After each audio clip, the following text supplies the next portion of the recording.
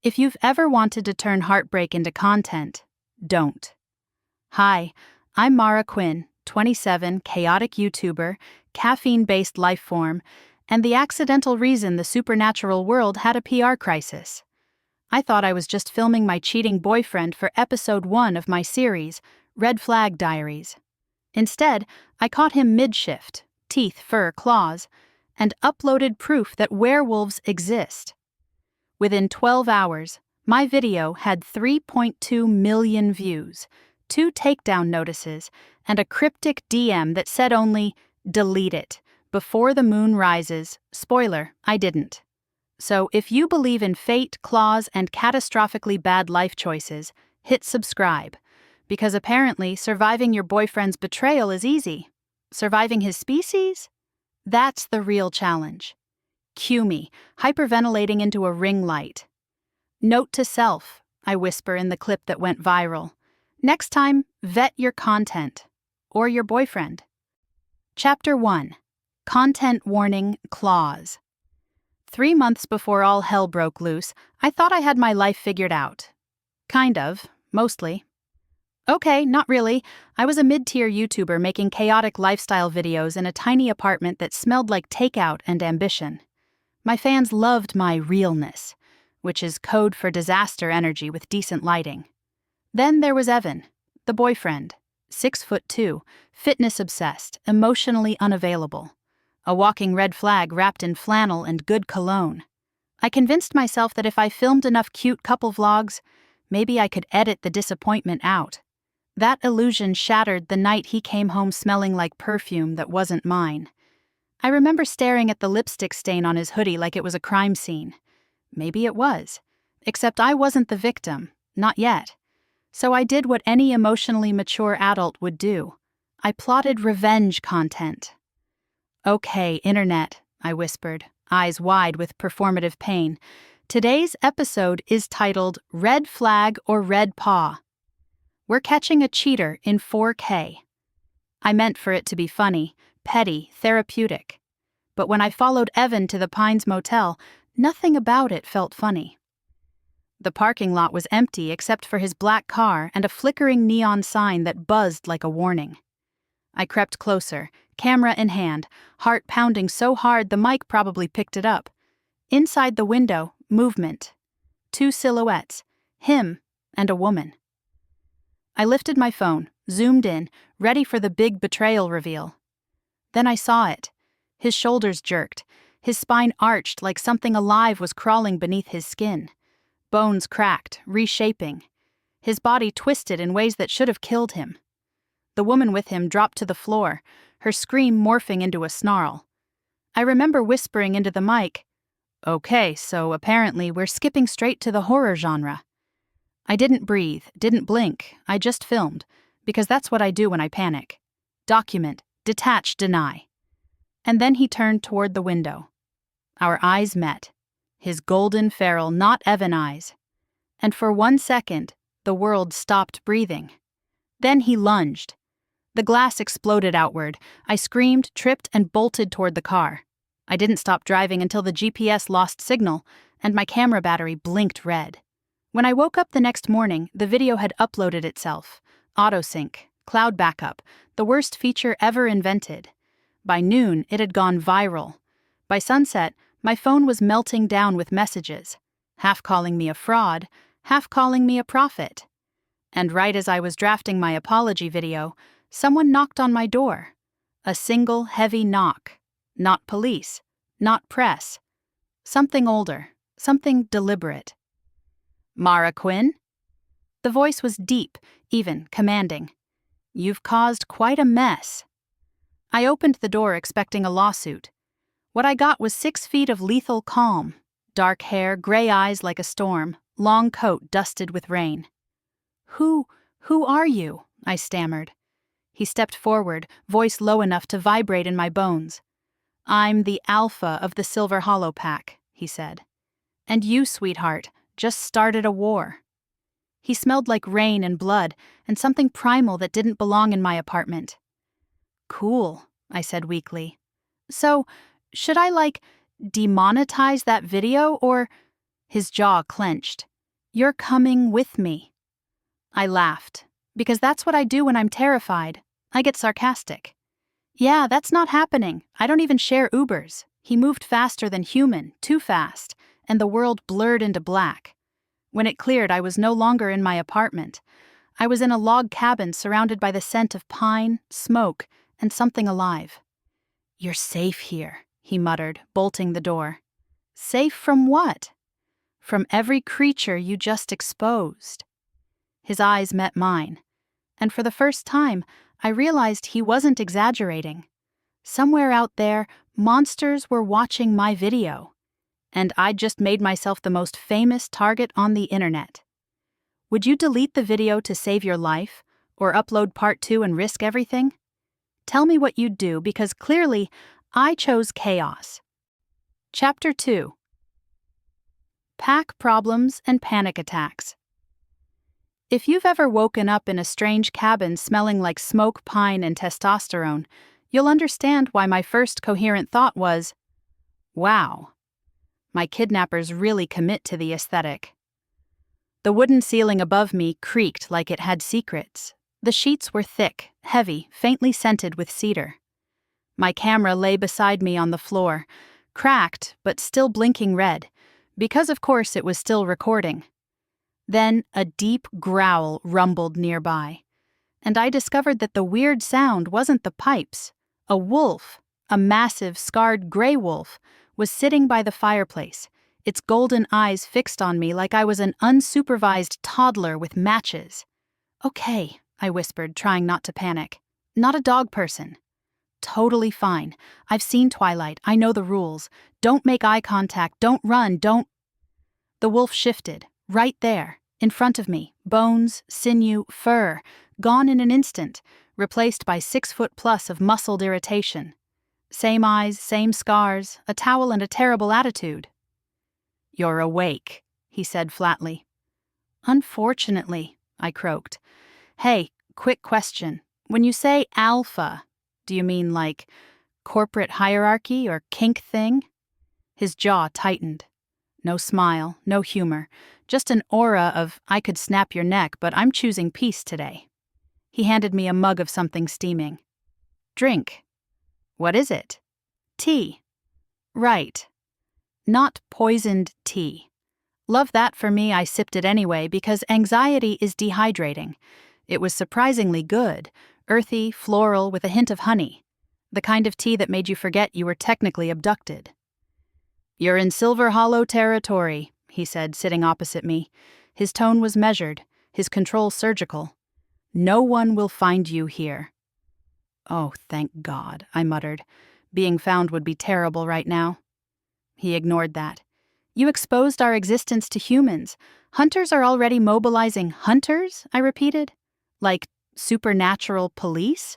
"No, like people who shoot first and ask questions when you're dead." "Cool, totally fine. Just an average Tuesday with casual death threats." "So you kidnapped me to keep me safe?" I said. "I kidnapped you," he said, "to keep everyone else safe from the mess you made." That stung more than it should have. I glanced at the door. Thick wood, iron latch, definitely not subtle. My brain whispered, "Run." My heart whispered, "Look at him again." Because here's the thing about Knox Hale. Even sitting perfectly still, he radiated danger. But not the kind that makes you want to flee. The kind that makes you want to touch the fire just to see how hot it burns. "You could have just asked me to delete the video," I said. "You think that would fix this?" He stood, crossing the room to the window. His shadow stretched long in the silver light. "Once something's online, it never dies." "Thanks for the influencer trauma reminder." He turned back to me then, eyes softer than before. Still wary, but no longer murderous.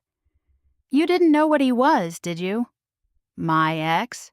"No, I thought the growling was a metaphor." His lips twitched, almost a smile. "You talk too much," he said quietly. "It's called anxiety, actually." "You should try it sometime." Hours passed. I explored because sitting still made my thoughts too loud. The cabin was cozy in a wilderness murder hideout kind of way. Stone fireplace, shelves lined with old books, and one locked door that gave off major don't touch me energy, so naturally I touched it. The moment my fingertips brushed the iron handle, a sound like a growl reverberated from the other side. Low and wrong, like it came from inside my chest instead of the room. "Nope," I whispered. "That's a hard nope." When Knox came back, I was pretending to read a book upside down. He noticed immediately. Of course he did. "You opened the door." I considered it. "Don't." "Noted," I said, definitely lying. He dropped a duffel bag at my feet. "Clothes." "Yours were destroyed." I unzipped it. Men's shirts, one hoodie, and exactly 0 pants. "Wow. Bold of you to assume I'm going for the hostage chic look." "You'll manage." "Oh, I'll manage," I said sweetly, "but I'll complain about it the entire time." That earned a quiet huff. Not quite a laugh, but close enough. That night, I couldn't sleep. The wind howled outside, and somewhere far off, something howled back. So naturally, I did the stupid thing. I turned my camera on. "Day 1 in Werewolf Witness Protection," I whispered into the lens. "My captor/bodyguard makes killer tea but 0 small talk. Cabin rating, 8 out of 10, could use Wi-Fi. Chances of surviving the week, 50-50 depending on how sexy guilt complexes are." A shadow passed the door. I froze. Then his voice came through, deep and amused. "You're talking to that device again." "You're eavesdropping again," I shot back. "Hard not to when you narrate your life." "It's called content." He was quiet for a moment. Then, in a tone I couldn't quite read, "You should sleep, Mara." "You should stop saying that," I whispered. I didn't see his smile, but I heard it. A soft exhale, almost human, almost. And in that moment, wrapped in moonlight and bad decisions, I realized something terrifying. The monsters weren't the ones outside the door. They were already in my chest. One heartbeat, one sarcastic comment, one slow-burning glance at a man who should have been my enemy. Chapter 3. The Viral Girl and the Alpha's Law. The first hint that I wasn't Knox's only problem was the smell of rain on stone and the sound of many feet moving in the dark. Not footsteps. Pause. A pack is a thunderstorm you can hear breathing. He opened the cabin door like he'd been expecting the weather to turn ugly. "Get up," he said. "Council." "I don't own council clothes," I muttered, pointing to his duffel of unisex hostage couture. He tossed me the black hoodie. "You will if you want to live." Nothing like couture by imminent death. I shrugged it on and followed him into a forest washed in pewter moonlight. Mist clung to the ground like it was trying to hide the sins we were about to commit. We hiked until the trees parted around a stone circle older than anyone had a right to be. Each pillar was carved with claw marks and sigils that made my eyes ache. Someone had tied red thread between 2 stones. An omen, a warning, an aesthetic. Wolves ringed the clearing, some in human form, some not. Armor of leather and scars. Eyes catching light like coins at the bottom of a well. The air tasted metallic, like a storm chewing on a nail. Freya stepped forward. Warrior librarian in moonlit leather, auburn braid, sharp as a blade. "You brought her," she said, not bothering to look surprised. "Brave. Or stupid." "Why pick?" I offered, "because I'm pathologically honest when terrified." A low ripple of growls. Knox didn't flinch. He guided me behind a waist-high altar stone scored with old gouges. The grooves were dark, like they remembered blood. Someone had set a bowl there, a silver basin etched with runes, not creepy at all. "Stand here," Knox said quietly. "Whatever happens, you don't run." And if running is my primary skill set, then learn a new one. From the far side of the circle, a gray-bearded man in a long coat stepped out. Aemon, I learned later. Elder. His eyes tracked me the way a hawk watches a rabbit. "Alpha," he said, voice like frost. "You bring a camera to our altar?" I swallowed and lifted empty hands. Left it at home? I don't always monetize trauma. You filmed us. A woman with a scar down her cheek, Rhea, hunter of the hunt, spat the words. You made us pray. Your boy, my ex, was cheating, I said, heat rising. Turns out the problem had fangs. I didn't set out to expose your kind. I set out to expose mine. Knox's hand touched my elbow. Warning, steadying. I wasn't sure. The circle quieted like someone pulled a plug on a hurricane. She's under my protection, he said, each word an iron slam. While she breathes, no claw or bullet touches her without answering to me. Murmurs. Someone in wolf form barked once. Eamon's mouth thinned.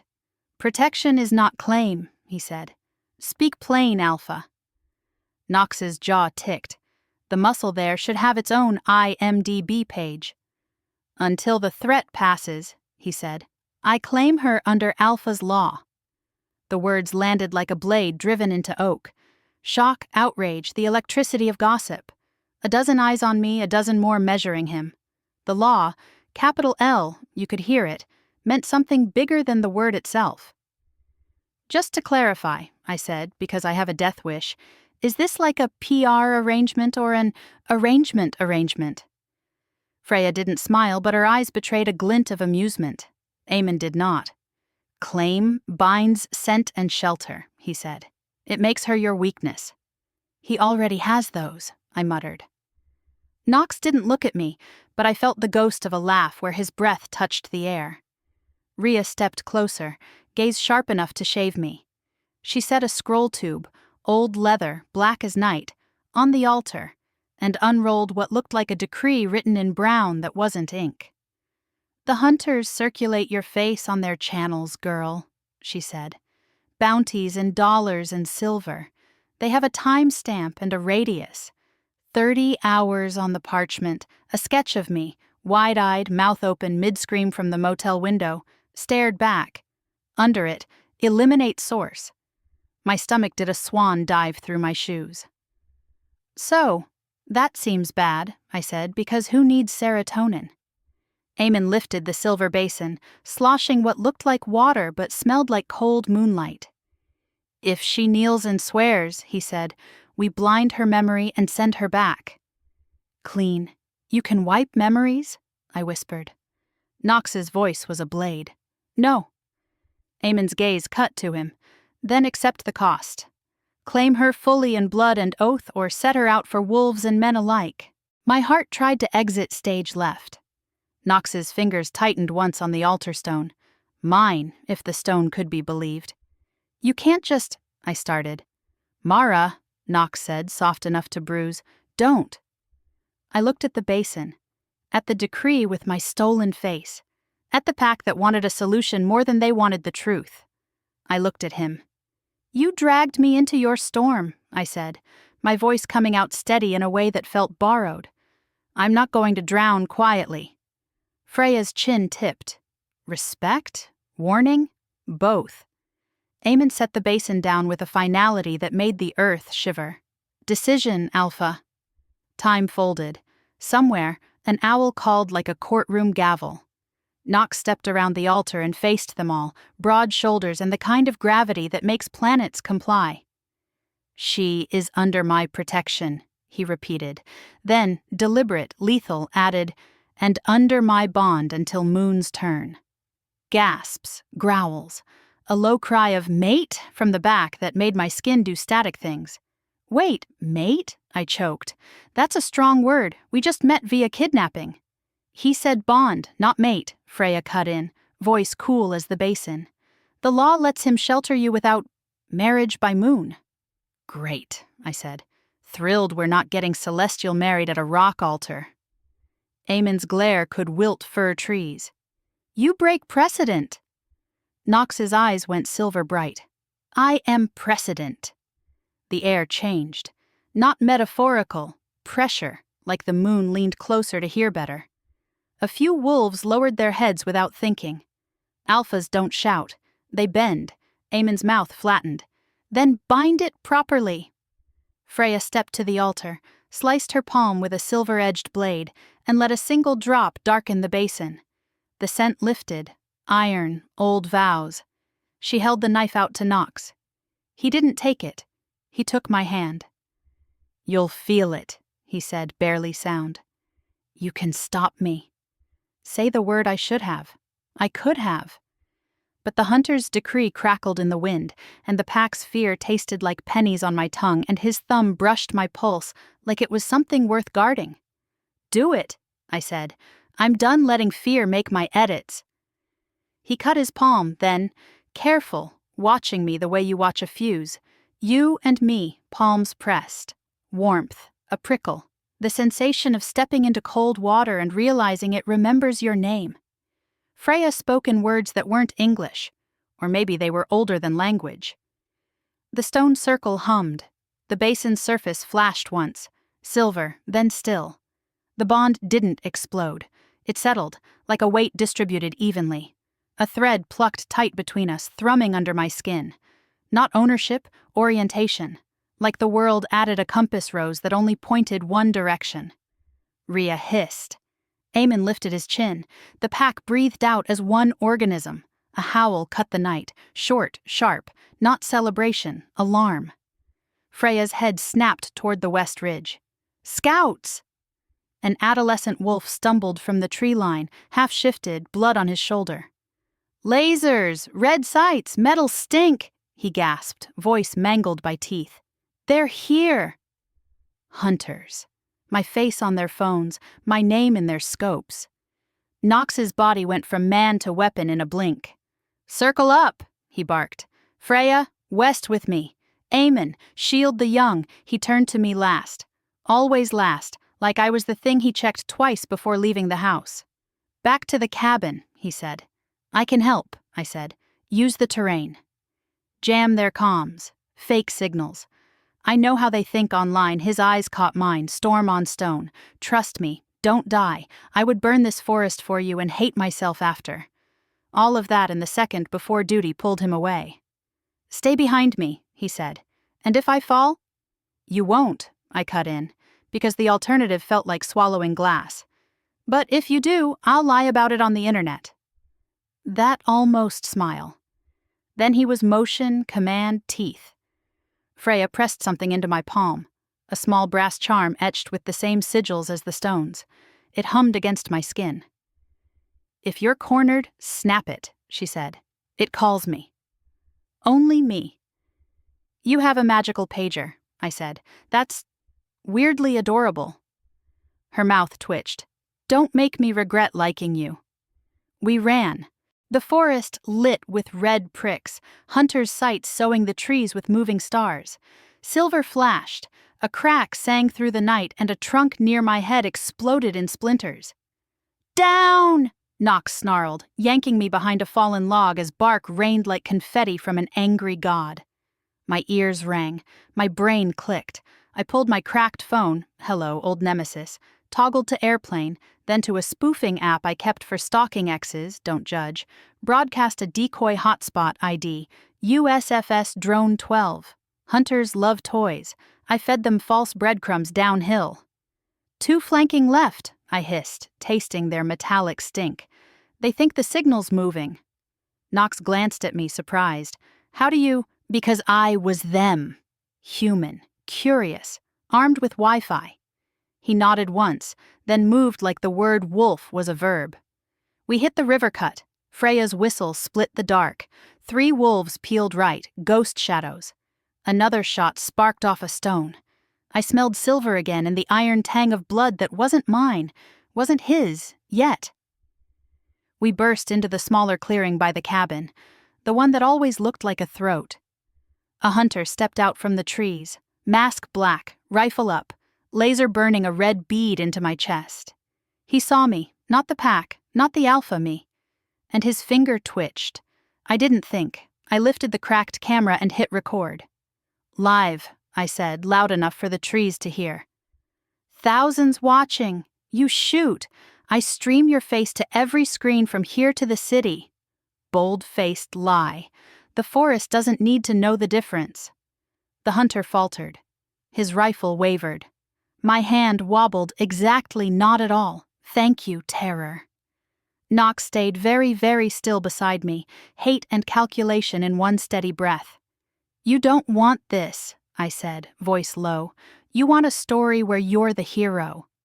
Shooting the unarmed girl doesn't fit. The laser drifted, slower. Then, God bless fragile egos, down.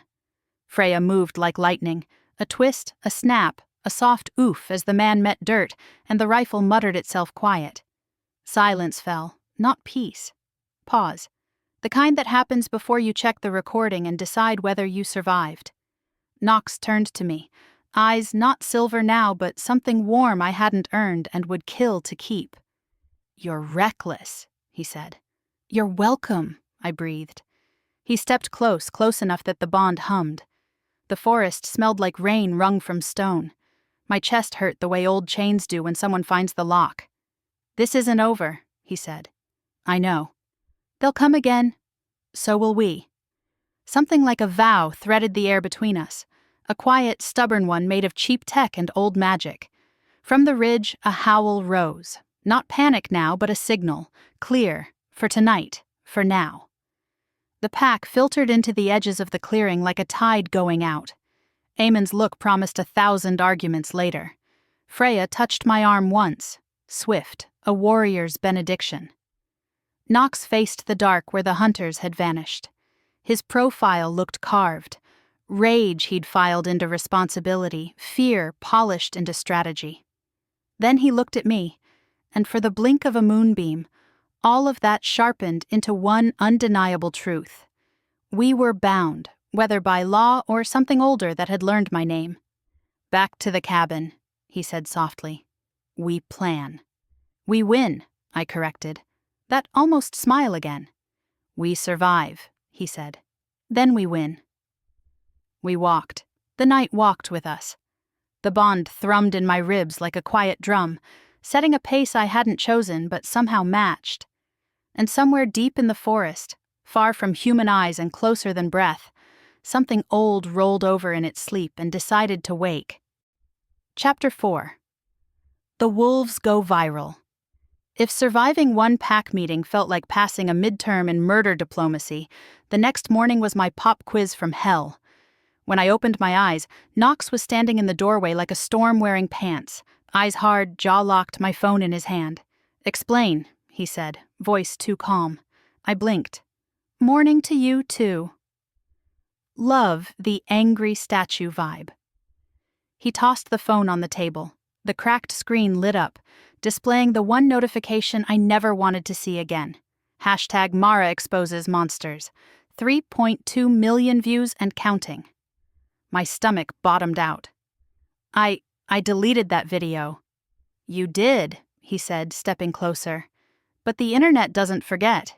He showed me a feed of mirror uploads, reaction videos, and conspiracy threads titled things like "She's a Government Plant" and "Werewolves of Wall Street." The full breakdown. "Oh, come on," I groaned, dragging my hands down my face. "I was supposed to go viral for my makeup tutorials, not for breaking supernatural law." "This isn't a joke," he snapped. "Hunters are watching every re-upload. Your face is everywhere." "Okay, but at least my contour looked good?" His glare could have stripped bark off a tree. The tension in the cabin was electric, sharp enough to taste. Every breath felt like it came with teeth. He turned away, muttering something low in a language that wasn't English. It sounded old, angry, maybe a prayer, maybe a curse. "The pack is relocating to higher ground," he said finally. "But they'll come for you first." "You're the leak they can't erase." "You mean the girl who accidentally blew up your world," I said, my voice cracking. "Yeah, I'm kind of getting that theme." Hours later, the pack was gone, scattered through the forest to secure the perimeter, leaving just the two of us in the cabin. Knox paced like a caged storm while I tried to make sense of the chaos on my phone. Hunters, bounties, a live stream countdown called "The Truth About Mara Quinn." "You ever feel like the universe just unsubscribed from your existence?" I said softly. "You brought this on yourself." His words cut clean but not cruelly, more like a fact carved in stone. And somehow that hurt worse. You think I wanted this? I snapped. I filmed a cheating boyfriend, Knox. I didn't ask to break the supernatural internet. He stopped pacing, his shadow swallowing mine in the firelight. Intent doesn't matter when blood's in the water. I swallowed. That's poetic. Did they teach that in Alpha 101 or is it instinct? You talk too much. You glower too much. The silence that followed wasn't peaceful. It was loaded. He exhaled and sat at the table, motioning for me to sit across from him. If you want to survive this, you'll have to learn how to think like us. Grow fur and howl at the moon. Sounds like a steep learning curve. His lips twitched, that half smile again, the one that looked like it escaped against his will. No, hide in plain sight, blend with the noise you created, and that's how the Alpha of Silver Hollow let me teach him social media strategy. We spent the next few hours bent over my broken phone, me explaining hashtags and shadow banning while he tried to understand the concept of going viral. So you're saying, he said slowly, the humans will ignore the truth if you bury it under enough stupidity? Exactly. That explains a lot about your species. Rude, but fair. I showed him how to flood the algorithm with fake clips and edited debunks. I even used AI filters to make proof look like deep fakes. It was weirdly satisfying watching an alpha grunt his approval at my chaos tactics. Then, halfway through editing, I realized how close he was sitting. His arm brushed mine, warm and solid. His scent, pine, rain, iron, filled the small space between us. You're shaking, he murmured. That's caffeine, I said too quickly. You haven't had coffee since yesterday. Fine, it's adrenaline. And mild panic. He leaned in slightly, voice dropping low. You don't have to be afraid. Oh, I'm not afraid of you. You should be. The way he said it, quiet, regretful, made my pulse stumble. You keep saying that, I whispered, but you're the one who keeps saving me. He didn't answer, just looked at me, long, unreadable, until the air felt heavier than oxygen. The connection between us hummed, that strange, invisible thread from the ritual pulling taut. It wasn't attraction, it was gravity, and I was tired of pretending not to fall. Knox. Don't, he said softly. Don't make this harder than it already is. Before I could respond, the cabin lights flickered. Then, pop. Darkness. A second later, the window shattered. A bullet hissed through the air, embedding itself in the far wall. The scent of burning metal filled the room. Silver. Down! Knox roared, grabbing me and pulling me behind the table as glass rained down. Another shot, closer. He moved faster than I could process, slamming into the door, shifting mid-motion. Fur tore through skin, claws slicing the hinges as his body became something wild and furious. His growl shook the air, primal and protective. Stay behind me, he snarled. Wasn't planning to go sightseeing? I whispered, clutching the floor. Outside, movement, shadows. The faint red beams of targeting lasers danced across the window frame. I grabbed my phone and switched the flashlight on, angling it toward the darkness, and for a split second caught the glint of human eyes behind a rifle scope. Hunters! I shouted. Knox lunged through the doorway in a blur of fur and fury. The night erupted, gunfire, snarls, a flash of silver light. I pressed my back to the wall, heart hammering so hard I thought it might echo. The bond inside me thrummed like a live wire. Every shot that rang out burned under my skin. When the noise stopped, the silence was worse. Then, a thud, a pained growl. I stumbled to the door just in time to see Knox collapse to one knee, claws retracting, blood glinting silver where it dripped down his side. Knox! I ran to him, hands already searching for the wound. Don't you dare die on me! I haven't finished yelling at you yet. His eyes fluttered, human again, voice barely a rasp. You should have run. And missed the apocalypse? Not my brand. He tried to smile, but his breath hitched, pain sharp, raw. Silver bullet grazed, he murmured. It burns. Yeah, no kidding. Stay still, I tore my sleeve, pressing it to the wound, ignoring how hot his skin felt. Feverish, unnatural. The smell of blood and silver burned my throat. For a second his hand caught mine, grip weak but steady. You're reckless, he said. You're bleeding. And you're shaking. Adrenaline, I lied again. He chuckled weakly, eyes closing. You're chaos, Mara Quinn. And you're my terrible life choice, I whispered. Now shut up and let me save you. Would you risk your life for the alpha who kidnapped you, or leave him to his fate? Tell me what you'd do. I need to know if I'm officially insane. Chapter 5. Silver, Blood, and Secrets. When the adrenaline crashed, the silence was deafening. Only the crackle of the fire and the steady drip of rain from the broken roof filled the cabin. Knox was slumped against the wall, shirt ripped, skin slick with sweat, and blood that gleamed faintly under the moonlight. Not red, but molten silver. The sight punched the air out of me. You're going to be fine, I said, half to him, half to the universe. You have, super healing or whatever. He blinked at me, slow, unfocused. Silver slows it. Right. Of course it does. Because the universe never gives me easy mode. He tried to smirk, failed, and grimaced instead. His breath hitched in pain. I ripped another strip off my already ruined hoodie and pressed it to the wound. The smell hit first, sharp, metallic, ancient. The air shimmered faintly like heat waves. Don't touch it, he rasped. It'll burn. Guess what, big guy? Everything in my life burns lately. I poured water over the cloth and pressed harder. He flinched, growling low in his throat, and I froze. Did I just make an alpha growl? Is that like a death sentence, or... Keep talking, he said between gritted teeth. It distracts me. Oh, good.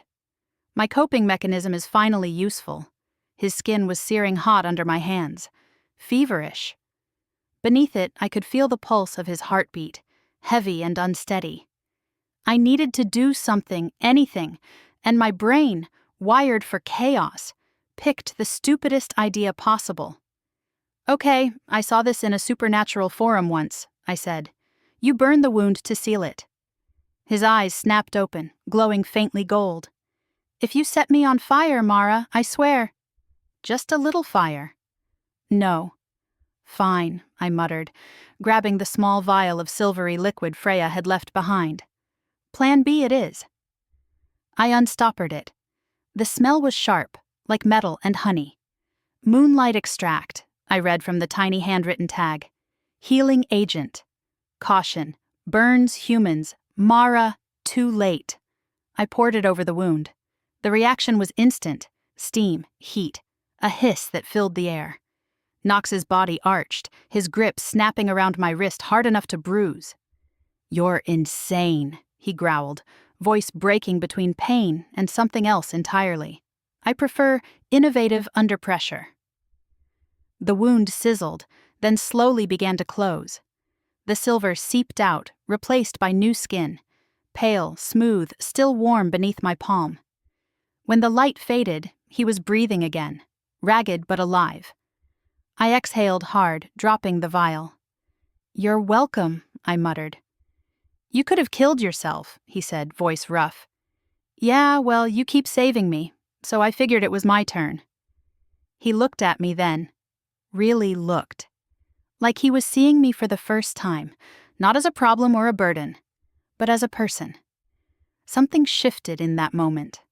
Subtle, dangerous, irreversible. He sat up slowly, every movement deliberate.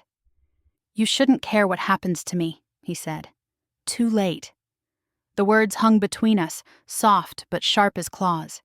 He reached out, hesitated, then brushed his fingers along my jaw, tracing the curve of my throat where my pulse raced. The bond flared, warm, electric, intimate. I wanted to step back. I didn't. You don't know what you're doing, he whispered. Neither do you. He huffed a laugh, low and broken. You talk too much. You growl too much. His smile flickered. Small, tired, real. Then his eyes darkened again, storm gray turning molten. If I lose control, you won't. If I do, then I'll film it, I said softly, and we'll go viral again. That earned me an actual laugh, short, startled, alive, then quieter. You're not afraid of me? Maybe I should be. Yes, he said, voice a thread of steel. You should. But his hand didn't move from my cheek, and I didn't move away. The world felt too still, too small, just us, the firelight, and the pulse between us that wasn't quite human. You smell like adrenaline, he murmured. You smell like trouble. Always. His thumb brushed my lip, feather light. My breath caught. This, he started. Don't ruin it with logic, I whispered. His restraint cracked, just for a heartbeat. He leaned forward, close enough that the air between us turned electric. Our foreheads touched, and that was somehow more intimate than a kiss. You don't know what you're asking for, he said softly. Then show me. He pulled back before either of us could make the next mistake. The loss of contact hit like cold air. You should rest, he said roughly. You keep saying that. Because it's the only order I think you might follow. You overestimate me, he smirked. You underestimate yourself. He stood, moving toward the door, blood-stained shirt hanging loose around him. At the threshold, he paused. The bond, he said without turning. It's growing. Every time you save me, every time I touch you, and that's bad, it's dangerous. For you. For both of us. He left before I could reply, disappearing into the night like the storm had reclaimed him. I sat there alone, staring at the fading embers of the fire. My hands still smelled like him, pine, smoke, blood, and something else I didn't want to name yet. When I finally lay down, the bond thrummed softly in my chest, syncing with my heartbeat. And for the first time, I wondered if maybe I wasn't just caught in Knox's world. Maybe I'd always belonged to it. Chapter 6. Moonlight Confessions.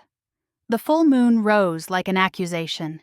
It hung low and swollen, bleeding silver light through the cracked windows of the cabin. Every heartbeat since the attack had sounded too loud, too fast, like something wild was living under my ribs and wanted out. Knox hadn't spoken to me all day. He'd patrolled the perimeter, fixed the door, and cleaned his wounds in silence. And every time I opened my mouth, he shut it with a single look. Cold, controlled, terrified. That last part was new. I found him outside at twilight, shirtless again because apparently fabric is optional when you're supernatural. The moonlight poured down over him, catching on the scars that crisscrossed his chest. Stories carved into skin. You're avoiding me, I said, stepping into the clearing. I'm protecting you. From what? You? Or the truth? He stiffened. His jaw clenched the way it did when he wanted to yell but didn't trust his voice. The bond is getting stronger, he said finally. You can feel it. He wasn't wrong. Every time he was near, the air bent differently, like gravity had opinions now. So what? I asked. We're linked. Congratulations. You can feel my anxiety in 4K. It's not a joke, Mara. He turned to face me then. Eyes bright silver, veins of gold threading through his irises like lightning trapped in storm clouds. When the moon peaks tonight, it will call everything tied to her. That includes you, tied to... What are you talking about? He took a slow breath, as if weighing whether to tell me the truth or lie to keep me safe. You were never fully human, he said finally. You just didn't know. The world tilted. Try that again, I said, but slower and with less existential dread. Your mother, he said, voice steady but soft, was one of us. A wolf who chose to live among humans. She hid her scent, bound it with human blood. You inherited the mask. But the moon always remembers its own, I laughed, sharp and disbelieving. You're saying my mom was a werewolf? My mom, who volunteered at bake sales and collected porcelain cats? She was hiding, he said, just like you've been hiding your instincts. My only instincts are sarcasm and caffeine addiction. But even as I said it, something inside me trembled. Something that had been whispering for weeks. The moments I'd smelled danger before it appeared. The way my pulse synced with his when the bond flared. The way Moonlight had started to feel like an echo. He stepped closer. You feel it, don't you? The pull under your skin. The ache when the moon rises. You're wrong. Say it again without shaking. I hated that he was right. I hated more that I could feel him, his heartbeat steady, his scent grounding, the bond between us humming like a living thing. So what happens now? I asked. Now the bond completes, he said. Or breaks. Breaks? If you reject it, it'll tear through both of us. You'll survive as human. I won't. That's not a choice, I whispered. It's the only one you have. He turned away, hands clenched, eyes fixed on the horizon. The moon was climbing higher, and with it, something restless in the air. The woods felt alive. The pack somewhere in the distance began to howl, a chorus that rattled my bones. I grabbed his arm. Knox, look at me. He did. And I almost wished he hadn't. His pupils had blown wide, silver bleeding into black. His breathing hitched, like holding back a shift was agony. You need to get inside, he said through gritted teeth, before I lose control. You're not the only one losing control. He froze. The words slipped out before I could stop them. Every time you look at me, I forget to breathe. Every time you walk away, the air feels wrong. So if this bond kills us, then maybe we deserve it. Something in him broke then. Restraint, logic, every rule he'd been taught about what alphas are supposed to do. He crossed the distance between us in a heartbeat. His hands cupped my face, his forehead pressed to mine. You don't know what you're asking for, he whispered. Then show me. The bond flared. Heat, light, sound, everything at once. The forest vanished. The world was nothing but us, and the pulse of something ancient threading through our veins. My knees buckled. His hands caught me. Every nerve in my body sang. The air shimmered, gold and silver twisting together in an impossible dance. When it faded, I was on my knees, panting, his hand still tangled in my hair. Our connection hummed, louder now, alive, complete. It's done, he breathed. What did you do to me? Nothing you didn't choose. He brushed a strand of hair from my face, thumb lingering on my jaw. You're one of us now. Define one of us. You'll heal faster. See more, feel more. You'll sense the pack when they're near, and you'll always know where to find me. So I basically have supernatural Wi-Fi? He huffed a laugh, real, rough, genuine. Something like that. Cool, I said, my voice trembling. Can I still post on YouTube?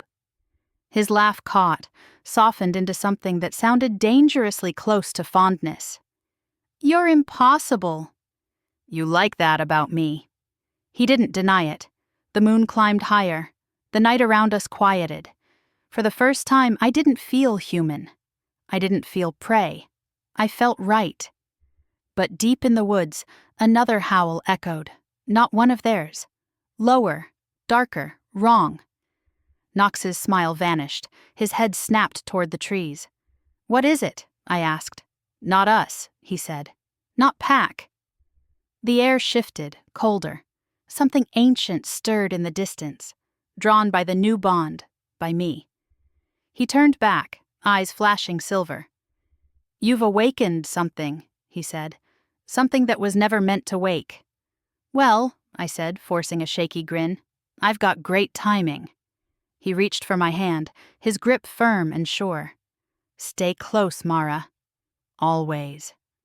And as the forest erupted with howls that didn't belong to any living pack, the moon burned brighter, marking the end of what we were and the beginning of what we were becoming.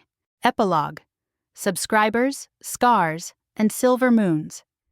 If you'd told me a month ago I'd be living off-grid with a brooding alpha, a half-reconstructed YouTube channel, and a newly acquired tendency to growl at delivery drones, I'd have asked what strain you were smoking. But here I am. The cabin smells like pine and coffee, my new favorite combination. My old life feels like a fever dream of neon lights and comment sections. Now my followers think I'm on a digital detox. They're half right. The new video setup is smaller, just my cracked camera, a camp lantern, and the forest breathing behind me. I hit record. "Hey, Internet," I whisper, my face glowing in the screen's soft light. "Long time no upload. I've been healing." I glance over my shoulder. Outside the window, Knox is chopping wood, shirtless again because gravity hates me. The moonlight paints him in silver, his scars glinting like war medals. "For those wondering," I continue, "yes, I'm alive. Yes, I'm still single in theory. No, I'm not ready to talk about why half of you are convinced I faked an entire species." I smile, not the performative influencer grin. A real one, small, honest. "Turns out," I say softly, "monsters aren't what you think. Sometimes they're just people with claws and a better sense of smell." Knox's voice drifts in from outside. "You're talking to that camera again, aren't you?" "It's called therapy, Knox," I call back. "It's called baiting hunters." "Relax. I set it to private. You said that last time." I turn back to the camera, whisper conspiratorially, "He's grumpy when he's right." Later, we sit on the porch together, 2 mugs of coffee steaming between us. The forest hums with quiet life. Wolves howling far in the distance, the kind that makes your bones feel less lonely. "You shouldn't tease the world," he says. "Teasing the world is literally my brand." "You're part of my world now," he murmurs. The words land softer than I expect. I glance down at the faint mark on my wrist, the spot where the bond shimmered when the moon claimed us both. It doesn't burn anymore. It feels like belonging. "You ever think about what happens next?" I ask. "Always." "And?" He sets his mug down, eyes on the horizon. "We keep the balance. Protect the pack. Keep you from doing anything stupid." "Oh, so basically impossible." He chuckles. Low, warm, the sound of thunder remembering it can purr. "Exactly." I lean against him, the weight of the night and the world easing for a second. "You know, for a guy who kidnapped me, you turned out okay. For a girl who nearly ended us all," he says, "you're tolerable. Don't get sentimental." "Never." But his arm slips around my shoulders anyway, pulling me closer. Back inside, the camera still records, catching the soft glow of the fire and the faint shimmer of the moon through the window. I move to the lens and whisper the final words of my video. If you've made it this far, thanks for watching. If you believe love can survive a full moon, hit subscribe. Because I think I just found mine. The red light on the camera blinks once, then goes dark. Knox steps behind me, his reflection faint in the glass. Human eyes, wolf shadow. "You're addicted to telling stories," he murmurs, "and you're addicted to pretending you don't like being in them." He tilts his head, a faint smile tugging at the corner of his mouth. "Maybe." The fire pops. The world exhales. Outside, the pack howls again, a sound that no longer frightens me. I look up at the moon and smile. "I didn't just go viral," I whisper. "I went feral." Some stories start with heartbreak. Some start with a scream. Mine started with a camera, a lie, and a man who wasn't supposed to exist. Now, I'm still learning how to date a werewolf without dying. But if this is what living feels like, maybe it's worth the risk. If you believe fate has claws and love can survive the hunt, hit subscribe. Because trust me, the next story's already howling.